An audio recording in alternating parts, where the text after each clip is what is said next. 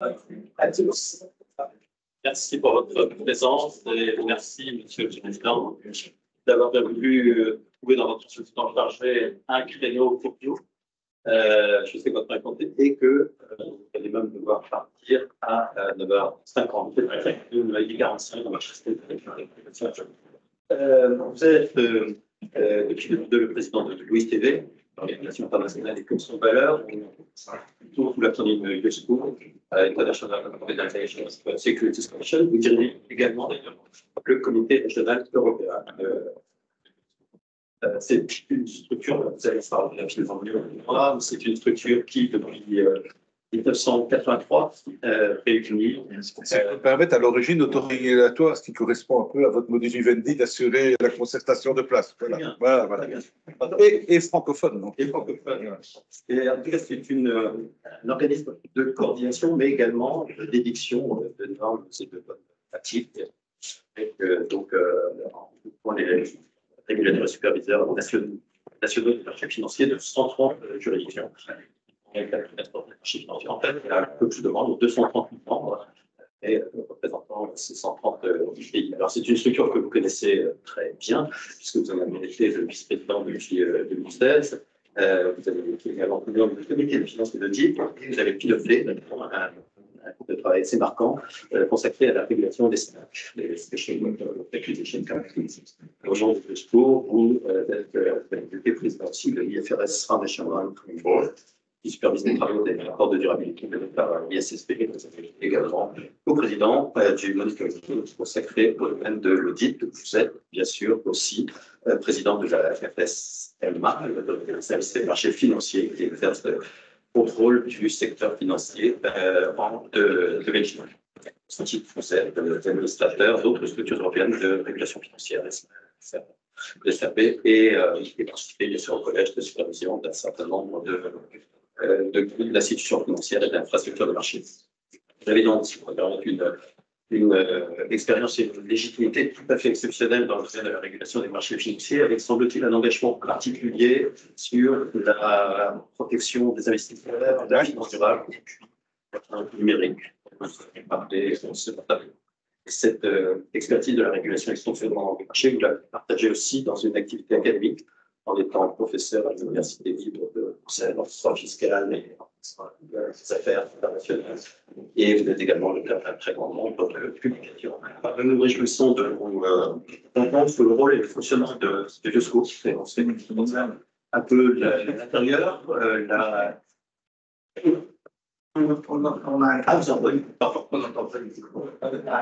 Alors, c'est dommage parce que c'est parfait. C'est bien. C'est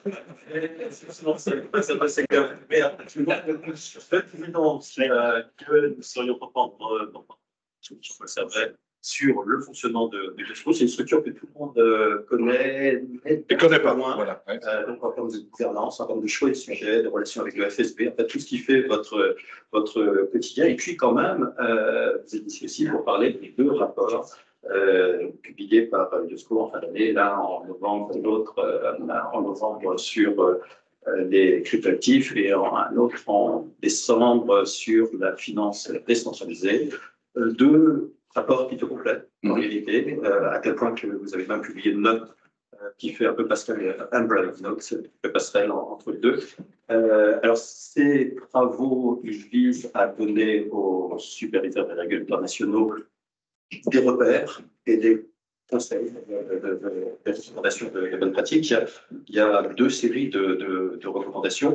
Alors, il y a peut-être un sujet qui est un petit peu plus parlant que l'autre, c'est le sujet des cryptos, parce que les cryptos, on voit aujourd'hui ce que ça représente. On voit la pénétration dans l'univers financier. Vous avez peut-être suivi qu'ici, en France, l'AMF a publié une enquête qui a été faite en fait pour son compte par l'OCDE qui dit que près d'un Français sur quatre déclare détenir un placement en instruments financiers en cryptoactifs.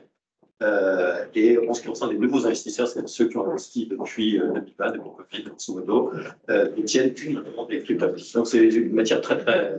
Alors pour la finance décentralisée, c'est un peu moins parlant, en réalité. Qu'est-ce que c'est exactement je ne vais pas rentrer dans les détails, vous allez en parler infiniment mieux que moi, mais votre rapport, quand même, d'abord donne un large aperçu de ce que c'est, et de façon concrète, c'est vrai, des marchés décentralisés d'échange, de dépôt actifs, les protocoles de prêt-emprunt, des actifs, ce type de choses. Vous soulignez que ce n'est pas un univers totalement étanche par rapport à la finance traditionnelle. Vous soulignez que c'est un univers assez risqué, finalement, en termes cyber. Aussi que ça n'est pas un marché lisse. Vous évoquez en particulier la valorisation de cet écosystème qui, en 2 ans, entre 2021 et 2023, a été en fait divisé par 4. On sait que ça a augmenté, mais la valeur a plutôt baissé et vous fournissez donc un certain nombre de recommandations intéressantes dont vous allez nous parler. Donc, on sera, Monsieur le Président, très intéressé à vous entendre sur ce rapport, faire un peu passerelle aussi avec ce que on connaît mieux de cette réglementation du climat actif, et notamment la réglementation MICA. Alors, comment vos recommandations s'insèrent-elles dans ce paysage où il y a quand même déjà un cadre européen? Voilà, toutes sortes de sujets sur lesquels nous sommes. Je peux même parler de la loi Pacte, si vous voulez, d'Emmanuel Macron. Voilà, vous avez répondu, pardon, pour une grosse demande, et en sachant que vous devrez à 9h50. Je serai vigilant pour vous expliquer, si je puis dire. Très bien, merci. Tout d'abord, merci pour vos propos introductifs trop aimables que je ne mérite pas. Vous avez tout dit sur moi. Merci beaucoup, ça me touche. C'est toujours aussi, mesdames et messieurs, je dirais, vous dire que je suis ravi d'être à Paris. C'est toujours un plaisir pour moi, c'est pas loin. Enfin, quoique c'est un peu plus loin ces derniers temps, parce que j'ai dû venir en voiture, donc j'ai quand même eu quelques difficultés à arriver à Paris avec ce qu'on sait sur les autoroutes françaises, mais c'est toujours un plaisir pour moi. Je sors d'une réunion d'ESMA, qui fait aussi partie de ma vie, effectivement, faire le lien en termes d'interopérabilité avec ce que nous produisons au niveau mondial, et c'est ce qui se fait au niveau régional, c'est-à-dire au niveau européen, et au niveau national est important pour nous et pour moi. Et je suis aussi ravi d'être à cette tribune parce que ce que l'IOSCO fait représente un petit peu, je dirais, ce qui est, je crois, l'objet social de votre fondation, c'est-à-dire assurer, je dirais, la concertation de place, qui est une belle expression typiquement française, qu'on ne connaît pas en Belgique d'ailleurs, et avec ce lien, cette interaction entre les gens qui contrôlent et ceux qui sont contrôlés, se comprendre, voir quelles sont les bonnes idées, ne pas croire du côté des autorités de régulation que par définition tout ce qu'on fait est mieux que ce qui se fait ailleurs, et inversement pour les personnes et entités contrôlées, comprendre pourquoi on vient avec des nouvelles normes, pas pour le plaisir d'en faire de nouvelles, mais parce qu'il y a une nécessité, il y a des attentes de nos concitoyens, il y a des aspects de protection des consommateurs, des investisseurs et de stabilité financière. Donc, c'est ce qui est au cœur de l'action de l'OICV et de l'IOSCO. Je vais peut-être faire les 3 volets. D'abord, expliquer ce que c'est l'IOSCO, parce que je crois que c'est important de savoir comment on produit des normes. Et puis, vous expliquer dans un deuxième temps l'actualité depuis que j'ai été élu président à Marrakech en novembre 2022. Et évidemment, dans ce contexte-là, d'exposer ce qu'on a fait dans tout ce qui concerne les cryptos et défis. D'abord, qu'est-ce que c'est l'OICV? C'est une organisation qu'on appelle en anglais une membership organization. C'est important à souligner. Ça veut dire que c'est une organisation qui repose beaucoup sur l'implication de ses membres. Ce n'est pas une organisation qui a une légitimité politique. À vrai dire, aucune organisation internationale de régulateurs n'a de légitimité politique. Le FSB non plus, je ne parle pas de l'Union européenne, qui, elle, évidemment, a une légitimité politique. L'OICV est une organisation qui, je dirais, implique fortement ses membres, dont, en France, l'AMF, j'ai vu que Marianne Barbaléani vient vous voir comme moi dans un mois, très bien. Et c'est important à souligner parce que je ne suis pas sûr que vous le saviez, mais ça a effectivement des origines francophones, puisque l'OICV a été créé il y a plus de 40 ans, d'abord dans une approche nord-américaine et d'autorégulation, avec à la barre surtout l'AMF du Québec, bien, et avec le soutien de l'AMF française, qui à l'époque n'était pas encore l'AMF, bien sûr. Donc c'était une forte implication francophone et autorégulatoire. Et puis après, je dirais qu'on est passé d'un système très autorégulatoire avec une application grandissante des autorités de régulation. Pour diverses raisons, il y a eu un déménagement qui fait que j'ai le plaisir maintenant d'avoir des locaux aussi au sein de l'Union européenne, mais à Madrid. Bien. Mais cet aspect interaction entre les autorités de contrôle et tout ce qui est autorégulatoire demeure. Ça, c'est important à souligner. Qu'est-ce que ça veut dire à l'heure actuelle, l'IOSCO ou l'OICV? Effectivement, regroupe, comme vous l'avez très bien dit, Monsieur le Président, ça regroupe effectivement tout ce qui compte dans la matière, dans le domaine de la régulation financière. Bien. Et donc, je crois pouvoir dire que c'est même une des très rares autorités ou des très rares organisations internationales d'autorité de contrôle qui dispose, je dirais, d'une emprise, qui dispose d'une empreinte dans toute la finance au niveau mondial. Je dis ça parce que le FSB, bien sûr, est très important, avec évidemment tous les liens forts avec le G20, ça c'est très clair. Nous collaborons activement avec le FSB. Je suis membre de tous les organes du FSB, mais le FSB, entre guillemets, ça ne concerne que le G20. Il y a des excroissances régionales, bien sûr. Nous sommes à bord partout. Ça veut dire quoi? Que nous avons 130 juridictions à bord et que, comme vous l'avez très bien souligné, les autorités de contrôle national comme l'AMF, comme la BaFin en Allemagne, comme la SEC aux États-Unis, comme la FSC du Japon, sont impliquées d'une manière ou d'une autre, hein, soit comme autorité de contrôle unique ou dans un twin peak comme en France ou en Belgique, sont impliquées d'une manière ou d'une autre dans le contrôle de 95% du secteur financier. Qui plus est, la majorité de nos membres sont, je dirais, des représentants des Grow and Emerging Market Committee. Donc, ça veut dire que quand on parle de finances durables, quand on parle de crypto-assets, c'est très important de pouvoir écouter nos collègues et amis venant des pays. C'est pas ce qu'on disait avant, uniquement les pays en voie de développement, c'est, je dirais, tout ce qui concerne les marchés émergents, aussi en Asie, par exemple. Et c'est d'ailleurs le comité le plus important.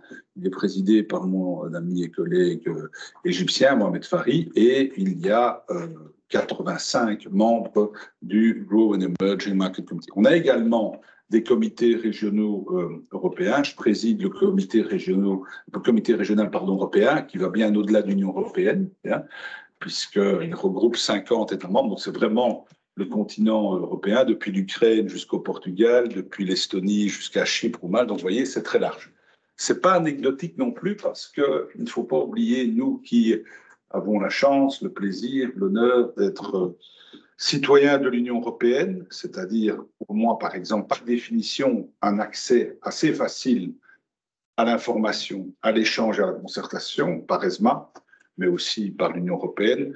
J'ai aussi le plaisir d'être appliqué assez lourdement, peut-être plus que je ne croyais, dans la présidence belge de l'Union européenne, la troisième présidence, depuis la première en 2001, juste avant le passage à l'euro, avec Didier Reynders, qui était ministre des Finances belge, qui est maintenant commissaire général à la justice, commissaire européen à la justice. En 2010, c'était les leçons à tirer de la crise du subprime avec Michel Barnier, à l'époque qui était commissaire européen, et maintenant c'est avec Mairead McGuinness la plupart du temps. Donc, ce qui fait que j'aurai le plaisir de retourner à Strasbourg dans 10 jours pour un énième trilogue. Donc, pour des gens comme moi, pour mes collègues, je dirais, du secteur financier, il y a un accès assez facile à l'information. Je peux vous dire que quand vous êtes dans un pays, par exemple d'Europe centrale, qui n'est pas membre de l'Union européenne, bon, ce genre de réunion de l'IOSCO, que ce soit au niveau régional, que ce soit au niveau du board, que ce soit, je dirais, dans d'autres structures, c'est la seule opportunité, la seule chance pour eux de pouvoir, avoir des contacts avec des autorités de contrôle étrangères, bien, voir ce qui se passe, voir ce qui se produit de mieux, s'en inspirer. Bien. Et donc, je crois que c'est quand même très important. Je le sens bien dans les contacts. Ça veut dire aussi que nous apprenons aussi beaucoup des uns et des autres. Bien. Donc, je vais vous donner un exemple. En Belgique, j'ai pris l'initiative de proposer au gouvernement un système de contrôle de la publicité relative aux cryptos, qui va assez loin. Je dois avouer, au risque de décevoir certains représentants de l'industrie, que je suis un fervent partisan du contrôle ex ante, a priori, de tout ce qui est publicité, documents, et que le contrôle ex post me semble toujours moins performant, même si ça va mieux avec les outils d'intelligence artificielle. Et je sais que je ne représente pas la majorité des différentes écoles d'autorité de contrôle. Bon.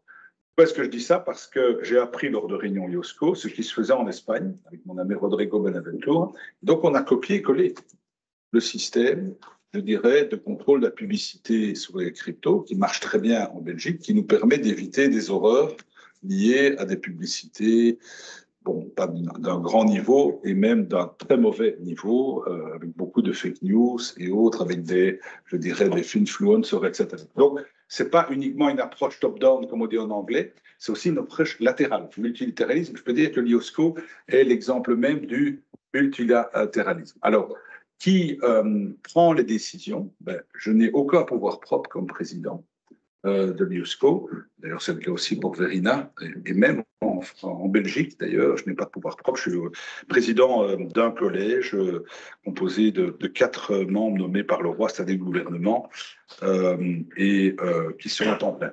Mais pour revenir à l'IOSCO, ça veut dire que vous retrouvez au sein du board 32 membres, bien, et ça fonctionne un peu comme le Conseil de sécurité des Nations Unies. J'aime bien la comparaison, mais qui est-ce qu'il est? Parce que c'est sûr que tout le monde soit convaincu dans cette salle que les Nations Unies, ça veut dire capacité de réaction rapide. Je vous rassure, c'est plus le cas à l'IOSCO, mais quand même, bien. Dans la mesure où, par exemple, en termes de composition, c'est un peu comme le Conseil de sécurité, donc il y a les membres permanents, hein, bon, qui sont un peu les mêmes, si ce n'est qu'ils sont plus nombreux, dont bien sûr la France, qui est à peu près le G20. À peu près le G20, c'est pas tout à fait ça. Donc ça, c'est les membres permanents qui sont là de manière permanente au sein du board, bien, de par la taille des marchés qu'ils contrôlent. Ils sont des marchés globaux et systémiques. On a un certain nombre de critères tenant compte, je ne sais pas pourquoi je dis ça en France, par exemple, de la taille du secteur de l'asset management, hein, bien, qui est important, et c'est croisé avec d'autres matrices, produits dérivés, taille du marché boursier, etc. Tout ça est mis à jour de manière très démocratique, très transparente, les 5 ans. Et bien entendu, vous retrouvez grosso modo, bien sûr, tous les membres du G7, G20. Moi, je n'en fais pas partie. Donc, moi, je suis, et j'ai été élu d'abord au niveau régional européen, avec 2 autres collègues.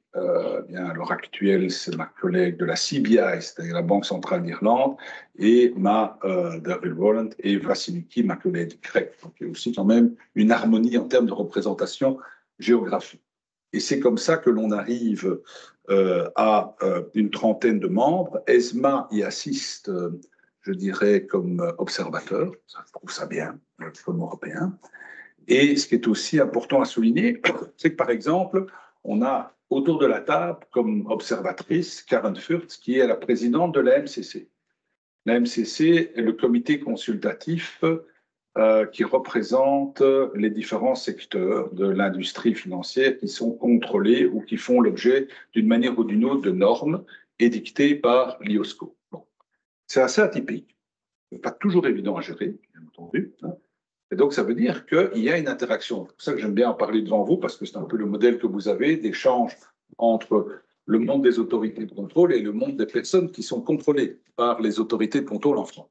Moi, je revendique au effort ce modèle. Ce n'est pas le cas, par exemple, au FSB.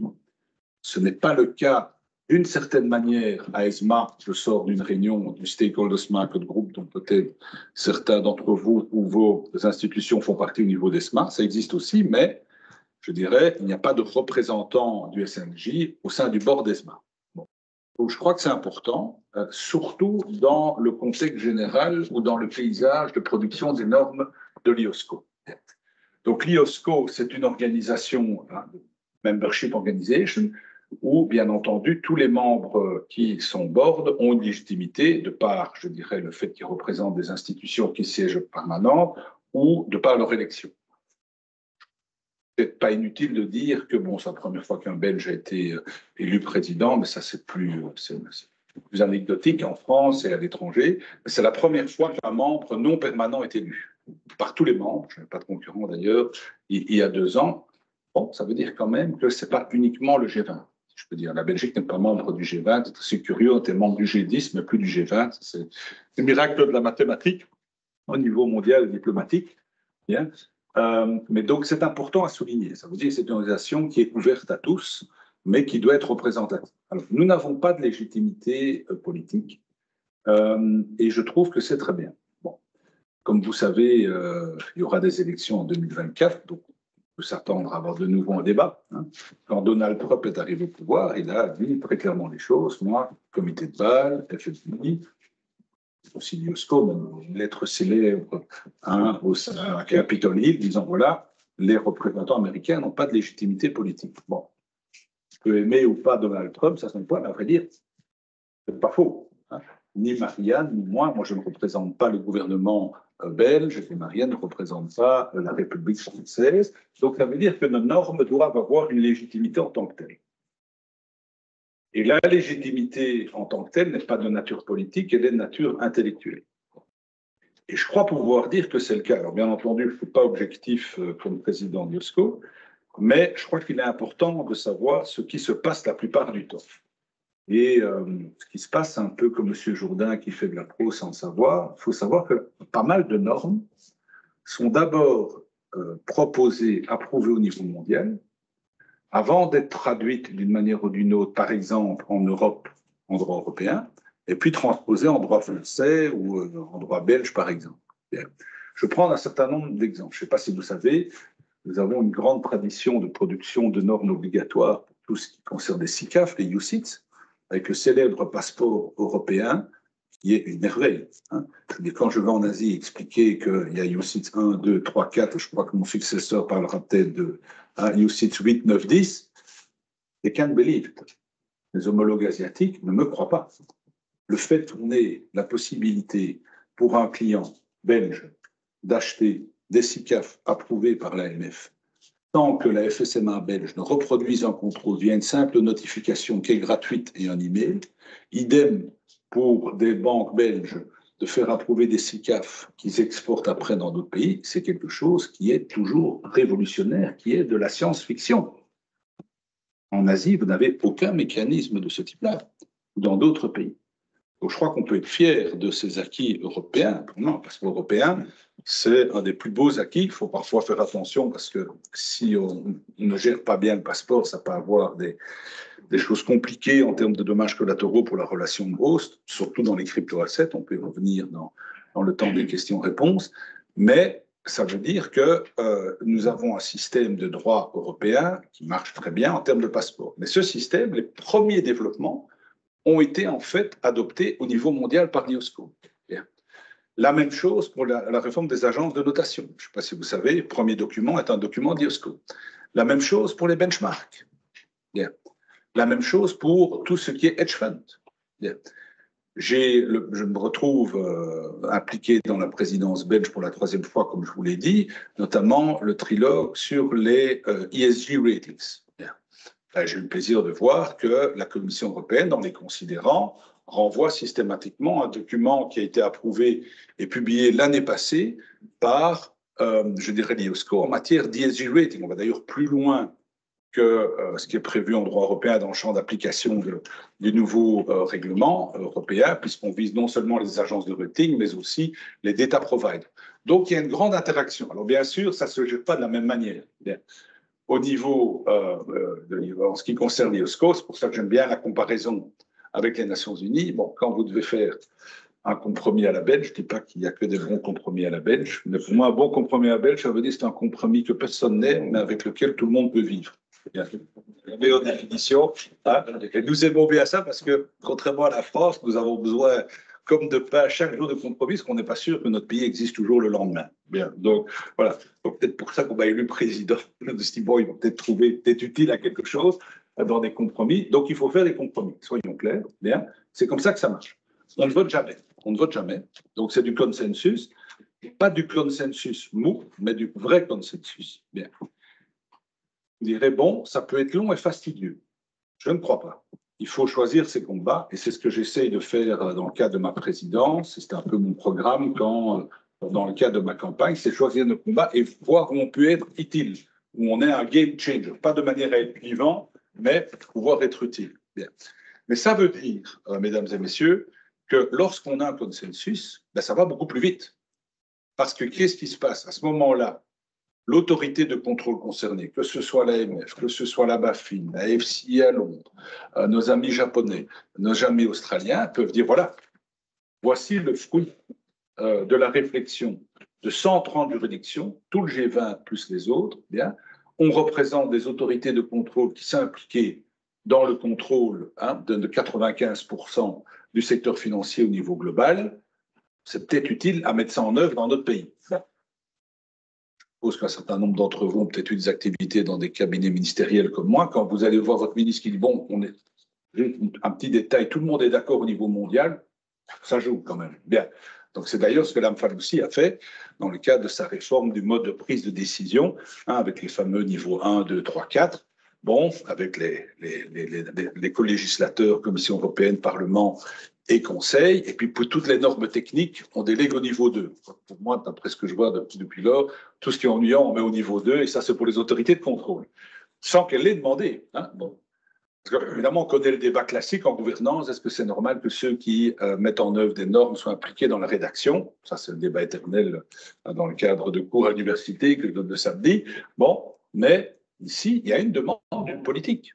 Donc, il y a légitimité, l'interaction avec les autorités de contrôle. C'est le fameux niveau 2, les RTS, qui pour moi sont d'ailleurs c'est pas tellement le contrôle transfrontalier qui est la révolution lors du lancement de l'ISRB, ESMA, EBA et EPA, c'est la capacité de produire des normes qui sont contraignantes sans passer par l'Assemblée nationale en France et le Sénat ou le Parlement belge et qui ont un effet direct. Bon. Donc, évidemment, c'est aussi un autre exemple qui fait que les autorités de contrôle sont à bord pour un certain nombre de normes. Alors, au niveau IOSCO, elles ne sont pas binding, soyons clairs. Donc, pour que ça marche, il faut que tout le monde se sente à l'aise. J'ai même une footnote dans les bylaws de l'IOSCO qui dit que ceci n'a pas pour conséquence, quand une norme est produite par l'IOSCO, de préjuger de l'attitude des autorités politiques. Ce qui rassure tout le monde, par exemple, à Capitol Hill, à Washington, D.C., quel que soit le gouvernement d'ailleurs, ça veut dire qu'on ne peut pas préjuger. Il ne faut pas oublier que l'environnement juridique, judiciaire, et même au-delà du politique, peut être très lourd pour des autorités de contrôle dans différents pays. Mais ça veut dire que quand on a un accord au niveau européen, ça va beaucoup plus vite par la suite. Et d'ailleurs, je peux vous dire, chaque fois qu'il y a un accord au niveau IOSCO, on retrouve ça dans beaucoup d'ordres juridiques nationaux au niveau régional européen. Ce n'est pas toujours le cas, par exemple, la finance durable. Moi, je suis le premier à reconnaître que c'est la Commission européenne qui est partie en premier. Avec un programme ambitieux soutenu par les 27 États membres. Je suis même convaincu que si les Britanniques étaient restés à bord, ils auraient aussi soutenu l'agenda européen, bien connu européen en matière de finances durables. Ça, c'est la manière dont on fonctionne. Bien. Et lorsque j'ai eu le plaisir d'être élu par tous les membres du board, j'ai dit voilà, c'est quoi mon programme? Et alors, j'ai commencé par un commentaire un peu étonnant, it's about speed, c'est la vitesse. Bon, évidemment, vous me direz, bah oui, c'est normal, tout nouveau président, tout nouveau Premier ministre, je ne sais pas pourquoi je dis ça. Je dis, voilà, avec moi, ça va aller plus vite, de manière efficace, et on y va. Bon, un grand classique de la politique, quel que soit le pays. Tout le monde s'est dit, OK, ça devrait faire comme d'hab avec les autres. Mais dans ce cas-ci, je croyais sincèrement qu'il fallait absolument aller vite. Il fallait absolument aller vite dans 3 axes. Finances durables, parce qu'il y avait des attentes. Bien. Les attentes, ce n'est pas l'IOSCO, c'est vous, en fait, si vous êtes un investisseur privé, que vous êtes monsieur, madame, tout le monde, qui voulez savoir dans quelle entreprise, côté ou non, dans quel produit financier, vous pouvez investir et que ce soit en ligne avec vos attentes en matière ISG. Bon. Et monsieur, madame, tout le monde, ils n'ont pas envie de jouer avec 350 labels référentiels nationaux, ils veulent un toolkit, comme on dit en anglais, ils veulent une boîte d'outils pour savoir où investir. Mais ils ne nous attendent pas longtemps. Et si on est trop lent, c'est du n'importe quoi, c'est le greenwashing et le fait qu'il n'y a pas de normes. Et moi, je dis toujours, je discutais encore récemment avec Patrick de Cambourg et Emmanuel Faber, parce que je travaille avec 2 Français à différents niveaux, et moi au milieu. Et donc, j'ai l'habitude de dire, voilà, moi, je ne suis pas passionné par les photos dans les rapports annuels ou les prospectus en matière de finances durables. Moi, je veux du concret, des normes. Ce n'est pas nécessairement glamoureux, c'est à propos de kilowatts, de joules, d'ampères, de trajectoires, de comparaison. On ne va pas verdir les bilans et les comptes de résultats, on va expliquer dans les annexes la trajectoire, souvent sur plusieurs années. C'est un changement industriel lourd dans des modèles d'affaires de beaucoup d'entreprises, mais il faut des normes internationales. Donc je dis, il faut aller vite, parce que monsieur, madame, tout le monde ne nous attendent pas. C'est ce qu'on a fait, puisqu'on a approuvé sous ma présidence, en juillet de l'année passée, ça a été annoncé d'ailleurs à Bruxelles avec énormément d'intérêt de la presse, j'étais moi-même étonné, un accord pour l'approbation des normes ESSB qui, comme vous savez, sont édictées dans le cadre de la fondation IFRS, dont j'étais le président du board, et qui sont maintenant présidées par un de vos concitoyens, Emmanuel Faber, l'ancien CEO de Danone. On a été très vite, ça ne veut pas dire qu'on a bâclé le travail. Moi, j'ai exigé beaucoup de choses d'Emmanuel Faber et de la SSB, notamment qu'est-ce qu'on fait des PME? Et ça, il a été le premier à dire. Ils ne sont pas dans le scope en tant que tel. Qu'est-ce qu'on fait au point de vue proportionnalité, step by step analysis, c'est la scalability.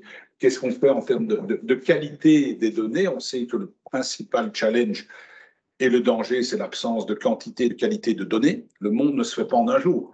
Hein, le danger en matière de finances durables, c'est de croire qu'on peut être parfait en un jour. Et on sait qu'on va devoir avancer quand on aura, au fur et à mesure, qu'on aura de plus en plus de données, de quantité et de qualité améliorées et améliorables. Donc ça, on a fait directement. Je l'ai dit aussi, il faut aller vite pour NBFI. Bon, je crois qu'il y a des représentants de la Banque de France, si je me souviens bien. Non, il y a quelqu'un de la Banque de France, bien. Donc la Banque de France avec mon ami et collègue François, moi, bon, qui a une ambition en matière NBFI bien connue. C'est le cas de beaucoup de banquiers centraux. Il y avait un risque d'avoir une ligne de fracture entre les autorités de contrôle prudentiel et les banquiers centraux, singulièrement au sein de la zone euro, et les autorités de contrôle des marchés financiers. Moi, dans le cadre de mes contacts que j'ai depuis très longtemps avec mon collègue et autre ami Knas Knot, hein, le président de la Nederlandse Bank hollandaise, j'ai dit OK, moi je crois qu'il faut travailler ensemble. BFI.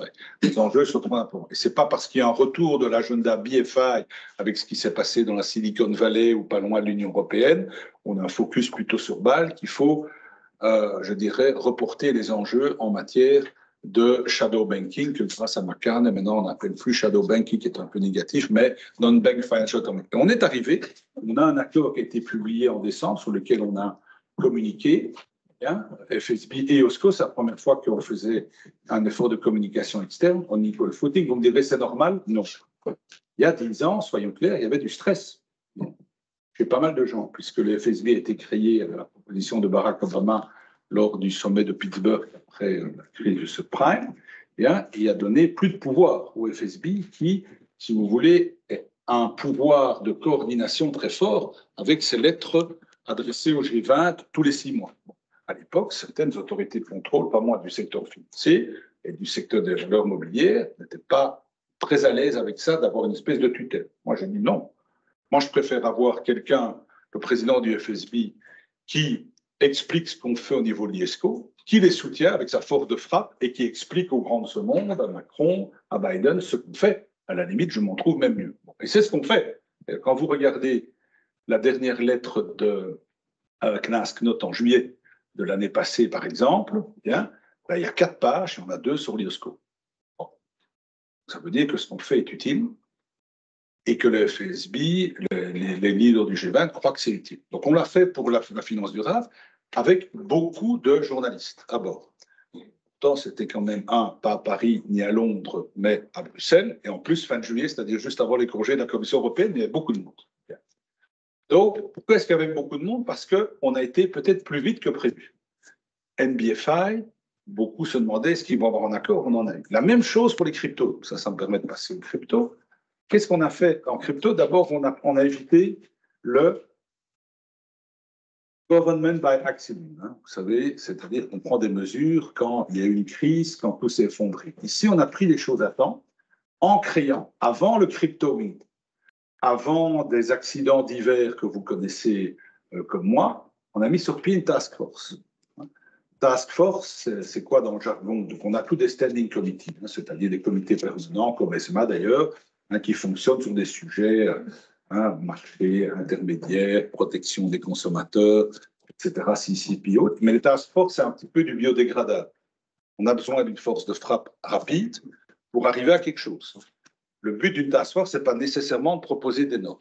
Donc, on avait 2 task force, un sur la finance durable, qui est maintenant présidé par mon collègue et ami espagnol, Rodrigo Buenaventura, qui a été fort impliqué dans cet accord, et une autre, présidée par mon collègue et aussi ami de Singapour, Tuan Lee, dans lesquelles sont impliquées beaucoup d'autorités de contrôle. Bien. Donc, ça veut dire que vous avez des staffs qui travaillent. Le staff de l'IOSCO n'est pas gigantesque. Ce n'est pas le SSM, ce n'est pas 2000 personnes à Francfort dans une tour, c'est beaucoup plus petit. Mais je crois qu'on travaille beaucoup plus avec le staff. Donc, c'est pour ça qu'on appelle ça une membership organisée. Et c'est ce qu'on a fait pour les cryptos. On l'a fait à temps en lançant ça en mars 2022, donc avant le crypto winter et avant les accidents. Mais le fait qu'entre-temps, le monde a changé nous a permis de tenir compte. Ce qui est, je veux le dire de manière délicate, parce que je suppose que c'est aussi enregistré et diffusé à l'extérieur, ce n'est pas une critique, c'est peut-être l'avantage. Ouais, voilà. Et donc, ça veut dire que c'est peut-être l'avantage par rapport à MiCA. MiCA est un excellent texte, mais MiCA a été conçu, vous savez comment ça va au niveau européen, il faut qu'il y ait un petit temps pour avoir un accord entre 27 États membres, 600 et quelques membres du Parlement européen et la Commission. MiCA a été conçu à temps. Donc nous, on a pu gérer cela, si je peux dire, en tenant compte de cela. Ça ne veut pas dire que c'est antagoniste, bien, mais il y a quand même des choses dont on a pu tenir compte. On a développé une task force avec très vite une spécialisation qui n'était peut-être pas nécessairement attendue. D'abord, tout ce qui est, je dirais, crypto-asset, qu'on appelle dans le jargon cilié, et puis tout ce qui est DeFi. Bon, alors effectivement, si on veut faire dans la caricature, on peut dire que c'est 2 volets différents. Je vais caricaturer à l'excès. Je veux dire, on pourrait dire, si DeFi c'est répressif, DeFi c'est peut-être pas préventif, en tout cas plus en soutien à la technologie. Bien. C'est une caricature, ou en tout cas, je trace comme Hervé de lignes claires, et encore, c'est encore plus une ligne claire qu'autre chose. Ce n'est pas tout à fait le cas, mais quand même. Ce qui est sûr, c'est que des 2 côtés, la volonté n'est pas de dire, voilà, on est dans une tour d'ivoire, on est contre les développements, on est contre le Bitcoin, on est contre le cilié. Non. Nous sommes ouverts à la technologie, au contraire. Pas plus tard qu'hier, à ESMA, et c'était aussi le cas lors du comité régional européen de l'IOSCO que je préside et qui s'est tenu à Bruxelles en décembre, on avait toute une session consacrée au subtech, reptech, c'est-à-dire tous les outils d'intelligence artificielle qu'on développe. Moi, je peux vous dire, ça a changé ma vie. J'ai une équipe de data analystes, ils sont tous, tous des PhD, ils sont tous des docteurs en économie, ce qui n'était pas une tradition à la FSMA, on avait peu de docteurs. On a dit, bon, on va ouvrir le zoo, comme je les appelle affectueusement. Donc, j'ai une dizaine de docteurs en économie avec un major en statistique, en finance, bien entendu, ou en mathématiques. Et ma vie a changé. Au début, j'étais un peu... Je dis pourquoi pas, mais je ne croyais pas nécessairement. Je peux vous dire que maintenant, tous les 15 jours, j'ai un nouveau projet d'outil intelligent qui me permet d'approuver a posteriori, de voir a posteriori comment contrôler des notes d'information, des petits appels publics à l'épargne. Dès qu'il y a un truc compliqué, ça apparaît chaque matin. Web scraping, ça a ouvert. Donc, web scraping, c'est une technique qui permet de robotiser, entre guillemets, de manière intelligente, l'analyse de tous les sites web, mais pas uniquement avec des informations structurées, mais aussi des informations non structurées. Bon. On voit beaucoup plus de choses. Les bases de données sont plus puissantes grâce au droit européen, grâce à ESMA, avec EMIR. Bon, ce qui veut dire que moi, mes capacités d'investigation, même en termes de règles de conduite, c'est un monde nouveau. Tout ça pour dire que les autorités de contrôle ne sont absolument pas opposées au développement. Au contraire, nous-mêmes, on investit fort. Moi, j'ai vraiment maintenant une approche data-driven, c'est le cas à l'AMF d'ailleurs, qui change notre perspective. Bien. Donc, quand on a ouvert nos 2 chantiers, c'était clairement une approche positive. Alors, qu'est-ce qu'il en est résulté? D'abord, du côté, si je peux dire, du côté crypto-asset, bon, notre objectif était de développer quelque chose qui puisse être utile. Quand on voit le cas FTX, c'est un beau cas d'école en termes d'application, en termes de concertation transfrontalière. sur deux choses. Un, avoir des outils utiles en termes de concertation, mais aussi en reconnaissant qu'il n'y a pas de level playing field. C'est-à-dire que vous avez des juridictions dans lesquelles vous avez un degré de maturité de la régulation qui est très avancé, d'autres, pour diverses raisons, acceptables, on n'a pas développé, pas encore développé, ou uniquement high level, voire même non-binary. Donc il faut tenir compte de ça. Bien. Et donc c'est ce qui a fait qu'on a, je dirais, fort axé nos travaux sur tout ce qui est utile pour les autorités de contrôle en matière de développement d'un outil de contrôle pour le contrôle pour les besoins du contrôle de plateformes transfrontalières, de ce qu'on appelle des VASP, Virtual Asset Service Provider, ou des CASP, maintenant dans MiCA, des Crypto Asset Service Provider, donc je ne veux pas les citer, mais elles sont bien connues. Bien. Bon, sachant qu'en Belgique, par exemple, j'ai une approche très stricte à cet égard. En fait, j'ai refusé toutes les licences en ces matières-là, pour l'instant. Bien, ou alors, ça a découragé certains de venir me voir. Bien. Et donc, je ne peux pas dire qu'à l'époque, j'étais très populaire. Je le suis plus maintenant. Je ne sais pas pourquoi. Bien. Voilà. Mais il me semblait qu'il fallait quand même faire attention à un certain nombre d'aspects par rapport à ce que je voyais en Belgique et je ne me prononce pas sur les autres États membres. Alors, qu'est-ce qu'il en a découlé de ce workstream qui était placé sous la direction de la task force de Tuan Lee de Singapour? C'est, je dirais, compte tenu de la nature transfrontalière des marchés du crypto-monnaie, d'éviter les risques d'arbitrage réglementaire et du risque important de préjudice. Parce que, soyons clairs, quand on parle de crypto, et j'aime bien les statistiques que vous rappeliez, c'est, si je peux dire, grosso modo, nos enfants, à vous et à moi. C'est-à-dire des personnes qui n'ont aucune connaissance la plupart du temps du secteur financier, sauf un compte à vue, bien, et pour lequel leur seule expérience positive et surtout négative, c'est avec des cryptos. Donc ça, c'est quand même un aspect existentialiste, parce que si elles sont déçues, arnaquées, elles vont être déçues vis-à-vis de tout le monde, vous y compris, que vous soyez banquier, assureur, pas de distinction. Mais pour eux, la finance, c'est ça. Et ils ne font pas la distinction entre le monde régulé et le monde non régulé. D'où l'importance d'avoir des outils appropriés qui ne tuent pas l'initiative. Soyons clairs, c'était quand même aussi le grand avantage de la loi Pacte d'Emmanuel Macron, de son premier quinquennat, pardon, c'était de lancer la piste. Et il y a de belles choses qui sont faites. Et l'AMF a raison de soutenir et d'approuver un certain nombre d'aspects. Mais je crois qu'il faut quand même être conscient du fait qu'il y avait un trou au niveau international, ce qui a été reconnu. Et donc, un de nos principaux objectifs a été de promouvoir une plus grande cohérence dans la manière dont les membres de l'IOSCO abordent la réglementation. Bon. Qu'est-ce que ça veut dire plus concrètement? Ça veut dire qu'on a pu délivrer à temps, puisque j'ai eu le plaisir d'annoncer ça à Londres, à la FCA, donc j'essaie chaque fois d'être là au niveau national pour annoncer. Je l'ai fait pour Sustainable Finance avec le lien avec l'Union européenne, puisque bien entendu, tout ça est interopérable avec les normes de l'EFRAC, de Patrick de Cambourg. À Londres, c'était pour TDA, et j'étais à Singapour pour la FinTech Week de Singapour pour des filles. Petite anecdote entre Européens, entre Français et Belges, quand même une leçon. Vous retrouvez dans une semaine consacrée à tout ce qui est crypto-fintech où il y a 66 000 personnes. Je ne sais pas si vous l'avez déjà fait dans un séminaire en banquier ou banquiers centraux, mais 66 000 personnes. Bien. Mon collègue, qui est quelqu'un de remarquable, Ravi Menon, qui vient prendre sa pension, c'était le Mick Jagger du coin. Bien.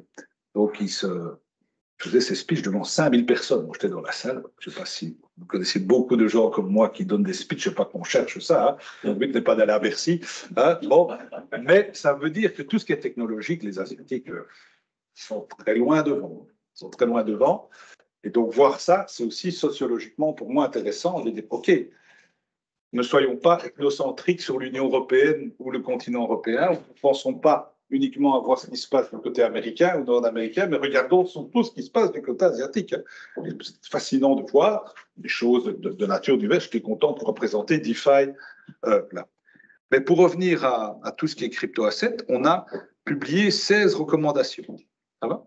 Principe de base, on pourrait dire en comptabilité anglo-saxonne substance over form, on pourrait dire aussi en français même activité, même risque, même résultat réglementaire. Quand vous avez quelqu'un qui affronte des risques, des problèmes éventuels de protection du consommateur, bien, ou de stabilité financière, que ce soit une banque, un asset manager, une trading venue ou un crypto, la même chose. Ceci permet d'arriver en douceur.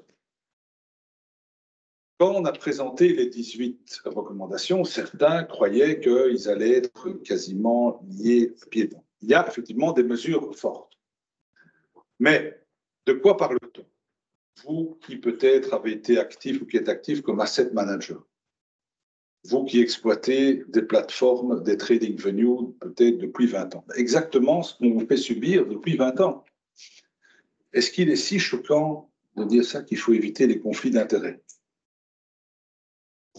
Est-ce qu'il est si choquant de dire qu'il faut assurer la transparence pour la formation de prix? Est-ce qu'il est vraiment si choquant de dire, d'affirmer que vous devez être à même d'assurer la ségrégation des actifs de vos clients? Quand je vous dis ça, ça vous fait peut-être penser à certaines années, il y a quelque temps, c'est-à-dire ce que vous faites et qui vous semble même naturel. Ah, j'espère. C'est-à-dire éviter d'aller s'occuper des actifs de vos clients, bien, mais je m'excuse de le dire, quand on voit ce qui arrive dans des accidents de crypto, c'est de savoir à qui appartiennent les bitcoins et est-ce qu'on est sûr que les actifs de... Ça semble évident. Ce que certaines plateformes affirment haut et fort dans leurs conditions de vente. Je peux vous dire, d'après ce que j'ai pu voir publiquement, je ne parle pas de dossiers pour lesquels je suis professionnel, quand on voit la formation, on ne sait pas très bien en quoi consiste la ségrégation des actifs. Rien que ça fait évoluer le monde. Et je vais revenir dans un instant, et je terminerai d'ailleurs par ça, avant d'ouvrir la séance de questions-réponses. C'est d'ailleurs une des choses importantes au niveau, je dirais, de l'implémentation au niveau national. Donc on a 18 recommandations qui sont structurées autour d'un certain nombre de thèmes majeurs, mais qui, sincèrement, ne sont pas nécessairement une révolution. C'est simplement de se dire que, pour diverses raisons, le système des cryptos a été développé la plupart du temps, au niveau national et au niveau européen, sans cadre préétabli. C'est un peu la marque de fabrique. On vous rappelle, au niveau européen, jusqu'à présent, je ne parle pas de MiCA qui commence à entrer en vigueur, les seuls textes de droit européen, c'est la 5e directive AML, c'est-à-dire assurer l'identification de votre client, know your customer. C'est tout.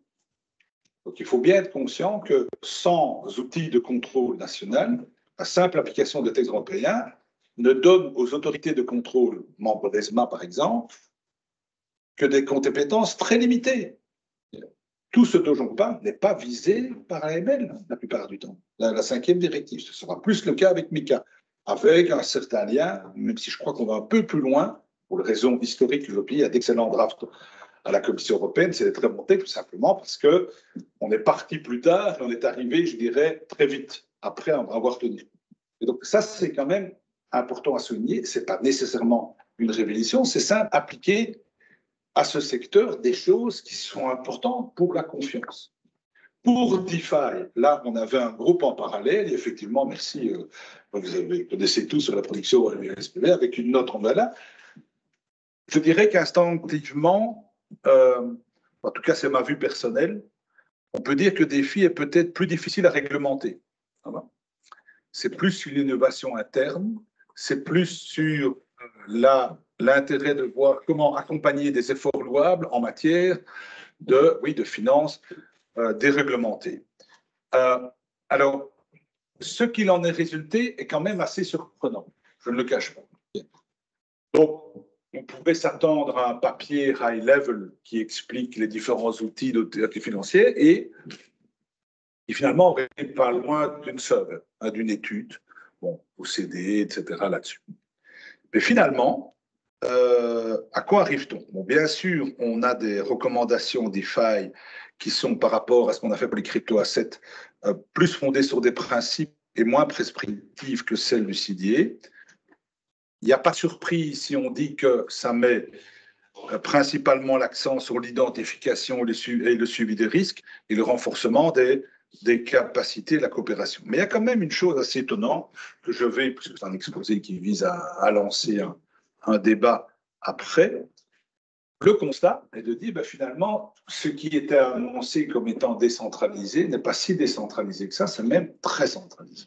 Et donc, quand vous avez une organisation de type bancaire, asset manager, d'assurance, d'infrastructure de marché, il faut savoir où sont les personnes responsables. Ça, c'est tout l'avantage de l'outil de contrôle prudentiel. Fit and Probe, avec des outils d'intelligence artificielle, je ne sais pas si vous le savez d'ailleurs, qui sont développés de plus en plus, y compris à Francfort, dans le cadre de l'union bancaire, bien, et au niveau national. Et donc, finalement, on s'est aperçu que tout ce qui était annoncé comme étant beaucoup plus décentralisé n'était pas nécessairement. D'où l'idée forte énoncée dans le papier DeFi de dire qu'il faut identifier les personnes responsables. Ça, un aspect préventif de dire, voilà, ce n'est pas parce que vous vantez l'idée que tout est décentralisé outsourcé que c'est le cas. Donc, il faut, un petit peu comme dans des manuels de crise ou de résolution bancaire et autres, ça ne veut pas dire que ces personnes ont droit à un statut fit and probe en tant que tel. Il n'y a pas de mutatis mutandis en tant que tel. Ça veut dire qu'il faut assurer une identification de. Ça, c'est peut-être, même en étant caricatural, la marque de fabrique la plus importante de DeFi. Bien, et c'est peut-être ça qui n'était pas attendu. Ça, c'est pour des deux documents que je vous conseille de lire, parce qu'il y a une faiblesse de croire, qui sont plutôt très bien rédigés. Et c'est vraiment toujours utile de voir un petit peu comment le monde évolue. Alors maintenant, la phase de contrôle national. Moi, mon motto pour cette année, c'est de dire, OK, la vitesse, on l'a eu. On a approuvé les normes ISSB. On a fait ce qu'il fallait, crypto-asset DeFi. On a un accord pour tout ce qui est outil de liquidité, pour le Open-Ended Funds avec le FSB. Maintenant, on est parti avec autre chose, tout ce qui est leverage, qui a été annoncé par le FSB et par l'IOSCO récemment. Maintenant, quid de la mise en œuvre? La mise en œuvre, il y a de nos outils internes au MOU, notamment le MOU, et deux, notre capacité de coopération avec le FSB, le GAFI et le FMI. D'abord, et je vais terminer par là, au sein de l'IOSCO. Je ne sais pas si vous savez, mais nous avons depuis 20 ans un MMOU. C'est-à-dire, c'est un accord de coopération national. J'ai l'habitude de dire que c'est le plus bel outil de marketing pour l'IOSCO parce que c'est vraiment une force de frappe hallucinante. Qui a inventé ça? Quelqu'un que j'aime beaucoup, qui est un vrai wise man, hein, un grand commis de l'État que certains d'entre vous ont dû connaître, qui est Michel Prada. Bien. Michel, à l'époque, était président du comité technique de l'OICV et j'étais là à Bercy pour les 20 ans. Ça m'a permis de le remercier publiquement aussi, parce que c'est quand même de la belle. Bon. Moi, j'étais déjà là, mais comme vice-président au niveau national. Je représentais à l'époque, ça ne s'appelait pas encore la FSMA, ça s'appelait la commission bancaire, enfin, la CBFA. À l'époque, on échangeait 50 fois par an des informations sur des cas d'émission. 50 fois par an. 50 fois par an. Là, maintenant, ces chiffres ont été multipliés par 50. Donc, ça veut dire qu'en 20 ans de temps, on échange 50 fois plus d'informations. Non seulement on échange de l'information, mais pas de l'information qui tombe par terre, qui avance, je dirais, à pas d'escargot.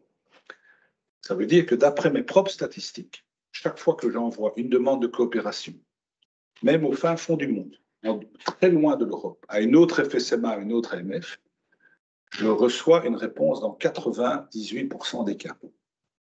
Et je reçois une réponse dans 92% des cas en ayant les 100 jours. Si vous avez un ami qui est dans un parquet financier, qui est juge d'instruction au nom de votre famille, dites-lui ça. Alors, deux choses l'une. Un, cette personne ne va pas vous croire, soit va être très énervée. Puisque les outils de coopération administrative sont évidemment plus rapides que des outils de coopération judiciaire classiques, etc., comme on sait avec des mandats, etc. Et donc ça, c'est la facilité. Et le fait que l'on ait ça, je peux vous dire, ça facilite ma vie.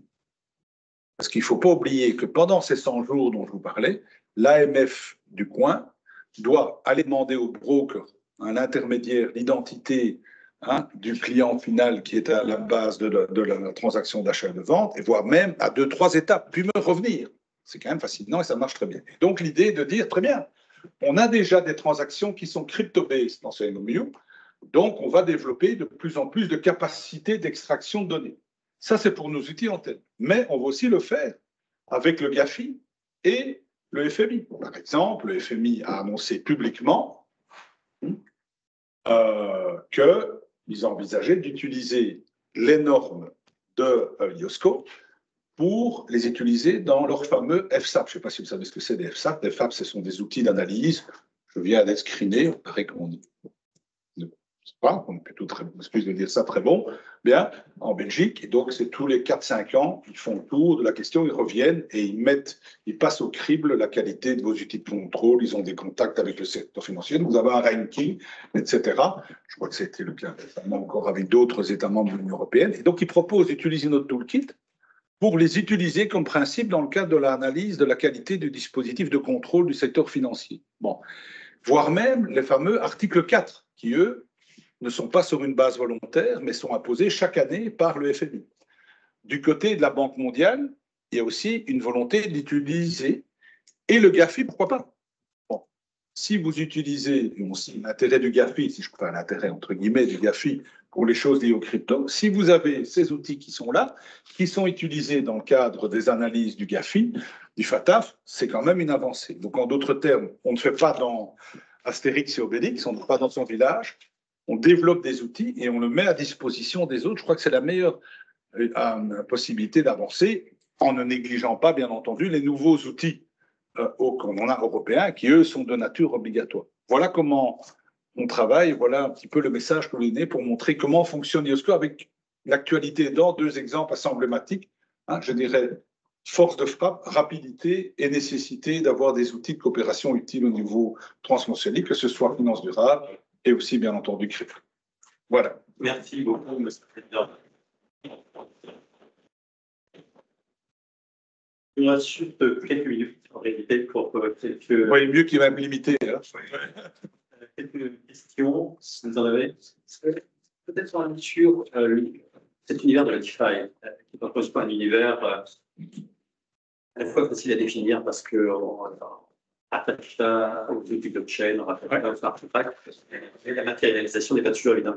Le risque principal de cet univers pour vous, est-ce qu'il est technologique, il est de gouvernance, il est de sécurité, il est... Alors, tout ce qui est cyber attack, etc., on en parle, mais personnellement, je dirais que comme on a quand même beaucoup d'autorités de contrôle qui sont spécialisées dans les marchés boursiers, c'est peut-être moins au cœur de nos préoccupations par rapport à un univers de contrôle prudentiel. Moi, je crois que ce qu'on essaie de faire, c'est la gouvernance. Ouais. Le danger serait de dire c'est du technique, donc il n'y a pas d'impact. D'ailleurs, maintenant, il y a de nouveaux travaux en matière d'intelligence artificielle avec le lien avec la stabilité financière, et c'est la gouvernance qui est au cœur de cela. Oui. Et c'est quelque chose, franchement, je caricature, oui, mais pas tellement, en vous disant, finalement, tout ce qu'on nous présente comme décentralisé n'est pas si décentralisé de ça. Donc, quand vous avez quand même des énormes organisations, c'est quand même utile de savoir qui est en charge de la gestion de projets qui peuvent foirer avec un impact terrible aussi sur d'autres aspects. Et souvent, on n'a pas ça en documentation. Enfin, il se peut que je me trompe, peut-être que dans vos institutions, c'est le cas, mais on a encore tendance un peu à vivre comme des startups. Si je peux dire, non, ok, des projets, des partnerships, et c'est bon. Je crois qu'il faut passer à autre chose. Encore une fois, ce n'est pas inutile. Moi, j'ai toujours l'autorégulation, très bien. Je fais partie des autorités, je représente une autorité de contrôle qui croit dans l'autorégulation, jusqu'au jour où ça ne marche plus. Et là, il faut passer à autre chose. Je ne dis pas que c'est le cas pour DeFi, mais attention, donc commençons par bien identifier les responsabilités. C'est un peu contre-intuitif que de dire dans cet univers décentralisé, il faut quand même bien identifier. Je reconnais qu'il y a un peu une contradiction terminus, en tout cas une surprise, mais c'est le cas. Voilà. Et d'ailleurs, comme au niveau européen, et vraisemblablement au niveau national la plupart du temps, on a tout un système de consultation. Bon, on a évidemment plus de réponses pour crypto-assets, mais quand vous regardez un petit peu la philosophie sous-jacente aux réponses, on ne peut pas dire que on n'a pas eu des cris d'Orphée en disant non, quel monde vivez-vous? C'est pas ça. J'ai pas entendu ça. Juste aussi une petite anecdote. Pourquoi est-ce que c'était important DeFi? Je veux dire un truc qui est un peu choquant, mais je crois que vous allez comprendre. Pas pour vous. Parce que vous ne me connaissez pas, la plupart d'entre vous, peut-être mon nom. On s'est déjà rencontré un certain nombre d'entre vous et moi avant. Mais en tout cas, vous avez l'habitude de voir le gouverneur de la Banque de France, la présidente de l'AMF, Madame Lagarde, etc. Donc, ce n'est pas parce que vous nous aimez par définition toutes et tous, si bien sûr, hein, mais parce que vous savez que vous avez un contrôle naturel. Vous êtes soumis à fit and proper. Vous avez, si vous êtes dans une institution, des collègues qui sont compliance, qui sont secrétaires généraux, qui sont CFO, CEO. Donc, forcément, vous devez nous voir de temps en temps. Et quand vous parlez à des gens qui s'occupent des DeFi, j'ai fait le test à Singapour. J'ai demandé, est-ce que vous avez déjà vu dans votre vie d'autres cerveaux? J'ai expliqué qui j'étais, parce que je ne peux pas dire que j'étais fort connu à Singapour. Genre, je connais une personne. Il y avait déjà eu un contact avec une autorité de contrôle quelque part dans le secteur financier. Donc, il faut d'abord trouver les personnes. Hein. Pour vous, c'est normal. Ben oui, voilà la nouvelle norme de l'AMF, de la CPR ou ESMA ou du SSM, c'est normal, c'est votre pain quotidien. Bon, ici, ils ne savent même pas ce qu'une autorité de contrôle. Ils ne sont absolument pas intéressés à nous voir. Je ne dis pas de vous demander si vous êtes vraiment passionné à l'idée de me voir, c'est un peu de jeu. Mais ce sont des fast movers, ce sont des gens qui développent un business, et comme vous l'avez dit, c'est contre-intuitif. Ce sont des entrepreneurs, c'est très beau. Moi, j'adore les entrepreneurs. Bien. Et les entrepreneurs, ils développent quelque chose, puis ils le vendent au bout de 2-3 ans. Donc, ils ont même pas envie, même pas le temps de nous voir. Donc, c'est comment capter, je dirais, l'intérêt de ces gens qui ne nous voient pas naturellement, avec des choses qui, pour vous, vous semblent évidentes, mais pour eux, c'est une vraie révolution. Segregation of client assets. OK. Price discovery. Bon, je caricature ça de manière comme une bande dessinée, mais c'est quand même pas loin de ça. Et expliquer qu'ils doivent identifier les personnes responsables. Bon, donc, c'est un nouveau monde pour nous aussi. Hein. Donc, voilà, de savoir comment capter l'attention de gens. J'ai fait ça souvent. En plus, j'ai 4 jeunes adultes dans mon environnement familial. Bon, hein, j'entends parler que de greenwashing. Donc, il faut persuader ces gens-là de notre valeur ajoutée. Voilà. Oui, monsieur Cassoul. Derrière le il y a de savoir comment vous distinguez un service économique ou industriel d'un côté, un service financier de l'autre. Aujourd'hui, il n'y a pas de doctrine. Bon, nulle part dans le monde, sur la définition de ce qu'est un instrument financier, une institution financière. Quand on voit des développements des GAFAM, de temps en temps, on peut se poser la question de savoir si le continuum des activités qu'ils exercent, il y a une cohérence interne chez, la cité du nom, vous voyez, avec mais en même temps, on voit très bien qu'il y a un moment où les services qu'ils rendent sont essentiellement technologiques, a priori, basculent dans la sphère financière. Or, il n'y a pas de définition mondiale de ce qu'est un instrument financier, par différence à un service commercial et industriel. Alors, je vais quand même vous poser une question qui est un peu l'état de mon réflexion. Où commence le droit à brevet où finit justement la liberté de négociation sans préalable de dépôt d'un brevet. Ouais. Alors, Aucune opération financière n'est brevetable. Non. Il est breveté. Alors, mais en revanche, les GAFAM vivent essentiellement sur la rente que produit le fait qu'ils ont breveté certains services. Et ce type de définition, je n'ai encore jamais vu exprimé tel que je viens de dire. Je comprends et partage votre préoccupation. C'est un vaste débat, surtout dans le système de paiement. Hein. Beaucoup de banquiers se plaignent, je peux comprendre parfois, et on n'a pas d'outils en droit européen. Souvent, je vois arriver Et donc, je vois arriver beaucoup de banquiers qui se plaignent. Je dis, mais bon, il faut aller voir quelqu'un d'autre qui est dans le bâtiment Berlaymont de la Commission européenne, qui n'est pas loin de mes bureaux. Et moi, je suis de bonne volonté. Et donc, c'est quelque chose qui manque, soyons clairs. Mais définir ce que c'est un instrument financier La même chose pour les cryptos. Hein. Je vous mentirais en disant que vous allez retrouver dans le papier de l'IOSCO une définition, je dirais, urbi et orbi, parce que d'abord, dans des pays comme les États-Unis, c'est un sujet national très compliqué, comme vous savez. Est-ce que c'est du contrôle de la CFTC, de la SEC? Est-ce que c'est Securities? Est-ce qu'on applique les règles, la jurisprudence de la SEC depuis les années 30, hein, sur base d'une production industrielle? Je suis bien d'accord avec vous, c'est pas évident. Je peux vous dire, ce serait utile de pouvoir arriver à ça. Moi, je dirais que ce qui caractérise un instrument financier, c'est aussi la présence d'un intermédiaire et une valeur ajoutée en termes de service. Voilà.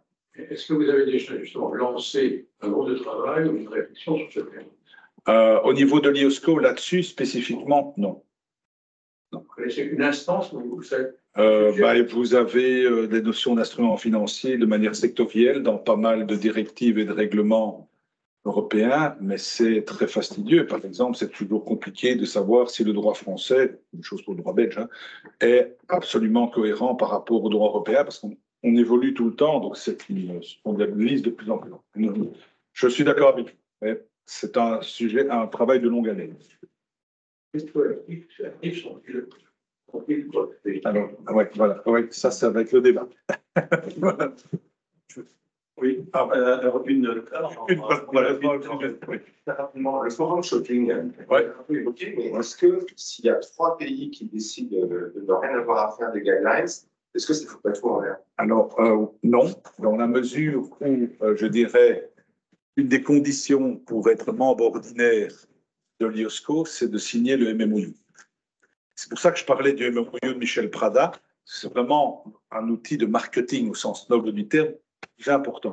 Si vous n'êtes pas actif, que vous répondez, que vous refusez de répondre, on a un groupe qui est chargé de screener, voir, etc. Là, vous pouvez avoir de sérieux problèmes. Et perdre sa qualité de membre ordinaire ou ne pas suivre les MMOU, je peux vous dire, quand vous avez des instances comme la FNI qui viennent screener, ça fait mauvais genre. Encore une fois, on peut s'arrêter en disant ce sont des normes qui n'ont pas de légitimité politique, qui sont non-binding, mais n'oubliez pas tout ce qui s'ensuit.